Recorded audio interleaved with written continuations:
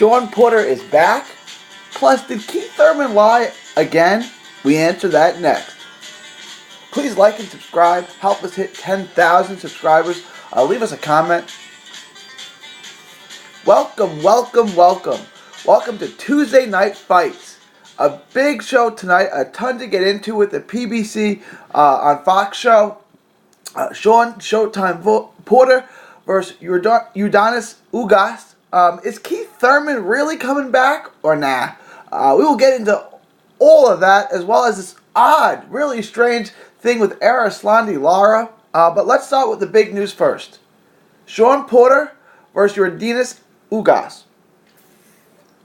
It's official for March 9th in Vegas.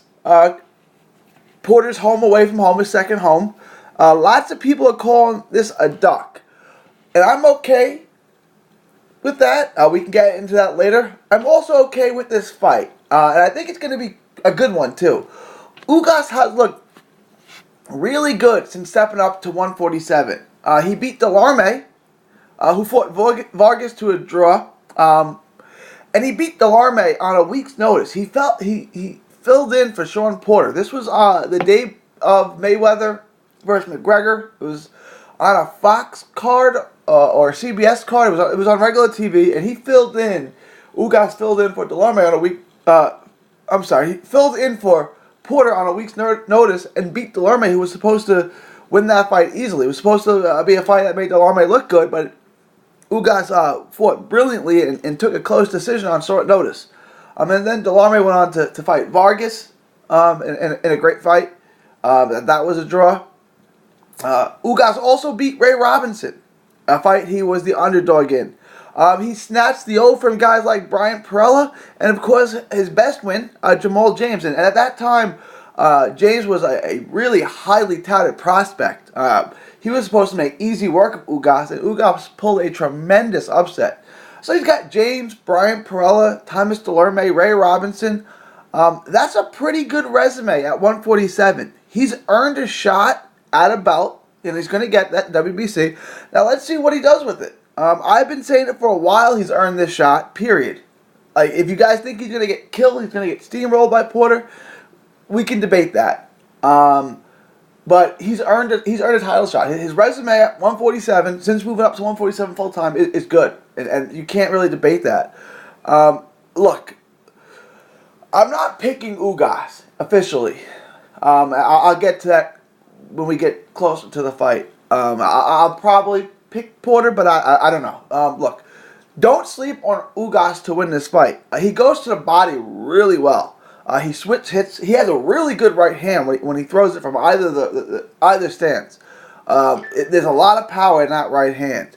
He throws off real pretty combination. He's a very good fighter. He has this aggressive come forward style, but he still has the Cuban pedigree, and he can switch hit, and he goes to the body. Like he fights kind of like a Mexican, an American with the Cuban pedigree. I mean, his style. He's tricky.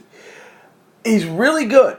Look. If you think Sean Porter is big and strong and that Ugas isn't good enough to keep the attack, keep Porter's attack at bay for a prolonged period of time, I get that. I do. And again, this is not an official prediction for Ugas. What I'm saying is, don't sleep on Ugas. Ugas is a terrific fighter, a versatile fighter who's looked really good at 147. And if there's going to be an upset of any of these cards that PBC is putting on Fox, it's going to be this one. Now, this is again, not an official prediction. This is a heads up. This is an upset alert, okay? This is an upset alert. This is one to watch. If the odds are really in favor of Porter, like I expect them to be, this is something you're going to want to look at if that's your thing. Again, this is... Look, we all know what Porter does. Porter used his jab well. Porter did things... I thought Porter put the best fight of his career against Danny Garcia. I think both these guys... I think Ugas beats Danny Garcia. I think Ugas is very under the radar. I think beating Delarme on a week's notice. I think beating Ray Robinson. I think beating Jamal James. I think all these things, he keeps upsetting the apple cart. He keeps pulling upsets. I don't think it's unreasonable to think he pulls another one. But we'll find out. Again, this is not me picking him. I think this is a very good fight, and I'll make that prediction when the time comes. When we get closer to the fight. I'll make it that Thursday or that Tuesday before the fight in March. But I also want to get into this. So is he ducking? Because also we did a show on this. I'm in Dallas.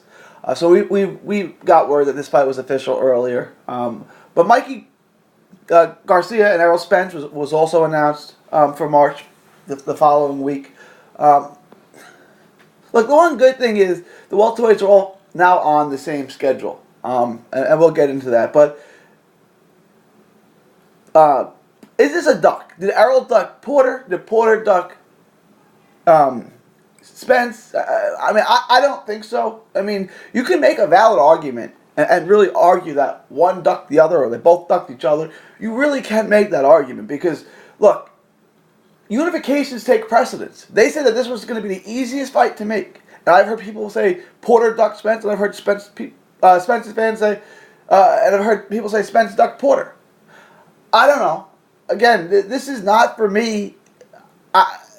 You can make that case, but look, we're not getting the best fighting the best at welterweight right now. We aren't. Crawford, Spence, Porter, they're all doing their own thing. That being said, I don't know if they ducked each other. The Spence fight, I think Porter wanted the Spence fight. I think Spence wanted the Porter fight. I think the Mikey fight was more lucrative and easier for Spence. Therefore, I can't hate on him. Look, if someone's giving you a bigger paycheck for easier work, you're going to take it. And I'm not calling Mikey easy work. I'm just saying he's fighting out of his weight class. He's going to get destroyed because he's fighting a much bigger guy. But if I offered you $2 million to lift 10 pounds or $100 to lift 500 pounds, you're going to take the more money for the lighter work. That's what Spence did. And I think Spence took the Mikey fight, and Porter's like, well, I'm going to take a fight too. I'm going to fight. I'll take my mandatory, which is fine. I have no problem. And I think the Ugas fight is going to be good. I think you guys are going to be surprised with how Ugas performs. So I have no problem with this. I have no problem if you say this is Porter ducking Spence. I also have no problem if you say it's Spence ducking Porter. I don't know. I mean, you can make a good case, a good argument for any of those scenarios. Let me know what you guys think. Are you happy with this fight? Are you happy with the PBC card altogether? What PBC is doing with Fox? Leave your thoughts, comments below. I want to get to my favorite subject, Keith Runtime Thurman. Keith Once Upon a Time Thurman is coming back. It was announced today that he'll be fighting Josecito Lopez. Keith Thurman, I want to know if you guys think he lied. He said he was coming back straight away to fight Sean Porter. Obviously, he's doing that. I don't think anyone ever believed him when he said he was doing that. That came out of the blue just to make himself relevant again. We know that Keith Thurman is almost pathological with his lies at this point. I mean, the guy never tells the truth. It really is astonishing. But let me know, do you guys think, first of all, that Keith Thurman is actually fighting? The fight was announced for January 26th at Brooklyn's Barclays Center. Do you think that fight's actually coming off? I don't. If I had to, if I had a gun in my head, I had to pick one or the other. Nah, I don't think Keith Thurman's fighting. But let me know what you think. I think he's gonna get another fake injury. I think he's gonna, I don't know, maybe tear his vagina or whatever. I don't know. I just don't think Keith Thurman's stepping back in the ring. He looks out of shape. He looks overweight. I don't think he's 2 months away from fighting. Let me know what you guys think. The two names, Lopez and Thurman, have been linked together for some time now. I've done many videos on this, Keith Thurman's various lies and everything, and this goes back over a year now. Last October, we're in November now, middle of November, so this goes back well over a year. Keith Thurman told the WBC a belt he never defended that he was going to fight 3 times in 2018, this year. That this was his comeback year. He was going to fight in January, and then he was going to fight twice more. Obviously, that never happened. Then he said he was going to fight in late February or early March. That didn't happen. That became April 14th against Jesse Vargas. He ducked Jesse. That fight was off the table. He got a fake hand injury. And that canceled not only his date with Jesse, but that he hasn't fought since, and he's talked about comebacks ever since. I just don't think this fight is happening. You let me know what you think. I think this is just a tactic to get WBA or whatever off of his off of, off of his tail. But let me know. Do you guys think Keith Thurman is actually going to fight Jose Lopez or anyone in January? Let me know. Look, Keith Thurman, like I said, he's been sidelined with 2 injuries. He had it's not a surgery, he had microscopic outpatient procedure that the American Association of Orthopedic Surgeons takes 2 weeks to recover from. And then he had a bruised hand, which takes about a month to 2 months to recover from. Just rest. There's no surgery or anything, or any procedure. The only thing that you can do for a bruised hand bone is rest.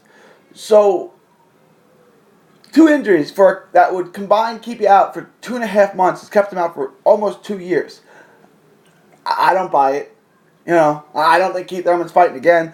But if he does, look, I'm okay with Josecito Lopez. It's not Sean Porter. That was a lie, but we all knew it was a lie. I mean, does anyone believe anything Keith Thurman says right now? But so he's coming back to fight Josecito Lopez. Let's say that happens. I'm okay with that. Porter should get the win. Porter should beat Lopez, but Josecito Lopez is a tough guy. He's with Robert Garcia. You know Garcia will have him ready. You know Garcia will have an excellent fight plan for him. I think Josecito Lopez will make it a scrap. Say what you want about Lopez, and he's not a world beater by any means, but he's a fighter, and he's going to make this a fight, and he's going to have moments with Keith Thurman. But Keith Thurman will eventually, Keith Thurman will beat him, and probably stop him, but it'll be an entertaining scrap. And Lopez will have moments, but there are levels to this. And Keith Thurman's a different level than Josecito Lopez. And that's all due respect. I think Lopez is going to make this a fight the way that Brandon Rios made it a fight with Danny Garcia. I think he's going to make it a scrap, and I think he's going to have some moments, but ultimately, there's levels involved. And look, I like having Keefe Poo back if Keefe Poo's going to stay active. Look, Keefe Poo fought once in 2016. He fought once in 2017. He didn't fight at all in 2018. So that's twice in 3 years. If he's only going to fight once every 18 months like he's been averaging, don't come back. Really, don't come back. There's no reason to. But if he's going to come back and he's going to stay active, he's going to fight other top welterweights, then it's good to have him back because the welterweight division is better with Keith Thurman back than not being back. We'll see what he does. We'll see if he fights Porter. I don't think he is. What would make a lot of sense is if Thurman fought Porter in the middle of the mid of the year, summer, June, July, August, September, something like that, and Spence fought Bud Crawford at that same time. Then you'd have 2 welterweight champions, and that would obviously, the 2 winners would obviously face off. But I don't, So you know what I'm saying? If because all their fight schedules are working out pretty good. They're all going to fight within 2 months of each other. So if you had Thurman, if Thurman picks off Lopez, he would fight Porter in the summer. Let's say hypothetically, and let's say Spence beats Mikey, which he obviously will. Why not have him fight Crawford? In the summer of 2019, which would set up a 2020 for an undisputed welterweight champion between the 2 winners. Hope you followed that. But let me know what you think. I'm okay with Keefe Poo fighting Josecito Lopez. I really am. I think Josecito Lopez will obviously lose, but I think he's a good test. I have no problem with this comeback fight, but I don't think it's going to happen. Let me know what you think. Leave your thoughts, comments below. Last thing I wanted to get to, in bizarre news, Erislandy Lara is clearly on steroids. I wanted to read a release from the WBC on Erislandy Lara. Cuban boxer Erislandy Lara, currently ranked number 2 at super welterweight by the World Boxing Council, has asked through his representative, Luis de Cubas Jr., to be removed from the clean boxing program of the WBC. This is the first time a boxer has resigned from the program. Well, how can anyone sanction him to fight? Now, he was supposed to fight Hurd. The WBA was supposed to mandate that fight. How can they do that? Why would you say, I don't want to take the test anymore? There's only one reason, because you're cheating, right? I mean, I don't take drugs. So if you wanted to give me a steroid test so that I could keep my job, or any drug test to keep my job, I would take it. If one day I said, I don't want to take the test anymore, well, why don't you want to take them? You're going to lose your job. I don't want to take them. Well, because I'm taking drugs. I mean, that's obvious. So, look, I've been accused of being an Erislandy Lara fanboy. He is one of my favorite fighters. I love Lara. But I've been accused of being a Lara apologist or what have you.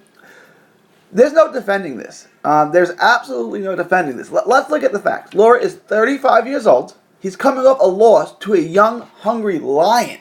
A fight that he faded late in and lost all the late rounds and got knocked down by the bigger, stronger, younger fighter in Jarrett Hurd in the last round to cap off the fight. Right, fight of the year fight, great fight. But Lara lost it late, and he lost it because he was older, smaller, and not as strong. Right? Well, okay, I'm old. I'm 35, old relative for a fighter, same age as me, so I don't want to call him that old, but it's old relative for a fighter. He was clearly smaller than Hurd, and he's smaller than Trout, and he's smaller than Jermell Charles, so he's not big for the weight class. And he got broken down. He's not physically strong as compared to Munguia or Hurd. So how do I fix these things? I take steroids.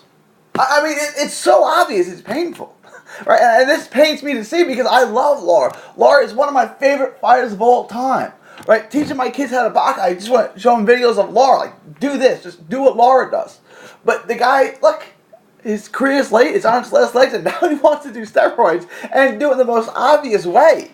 I mean, this is crazy. Look, when an older fighter gets older, they don't get better, they get worse. So Lara looked at it and said, it's what I did against Hurd, and he fought completely the wrong fight against Hurd. Like, he stood in there with Hurd when he didn't use his legs at all. Maybe that's all he's got left. And there's no shame in that. He's 35. But Lara maybe hasn't made the money, he hasn't got the wins, and this is the way he thinks he can get back. Maybe it is. But you can't have this, right? Because if I'm Hurd or I'm Charlo or I'm any of the guys, Munguia, Brook, any of the guys at 154, and I see him taking steroids, I have to take steroids now too. This is why you cannot have steroids in boxing. It's not throwing 100 miles an hour. It's not hitting home runs. This is knocking people out, right? Lara is taking steroids so that he can hurt Hurd and hurt Charlo and hurt Kell Brook and whoever else he may fight. That's a problem. That's a problem, and there's no defending this. This is why there cannot be steroids in boxing. I've defended Billy Joel in the past. No more, right? I don't defend Billy Joel anymore. He got nailed. And now Lara, who is one of my favorite fighters ever, of all time, I can't defend him anymore. This is ridiculous. I mean, give me one other reason, besides I want to do steroids, why I would resign from the clean testing program. Let me know. Leave that below. One reason besides I want to take steroids, why you would draw your name off that list. For Tuesday Night Fights, this is 3D Boxing signing off, saying thank you and God bless. Enjoy 3D Boxing vlog videos? Show us some love by clicking the like button. Don't miss a tweet, post, story, or video. 3dboxingvlog.com is also on Facebook, Twitter, and Instagram. Hit the subscribe button now to stay inside the ring.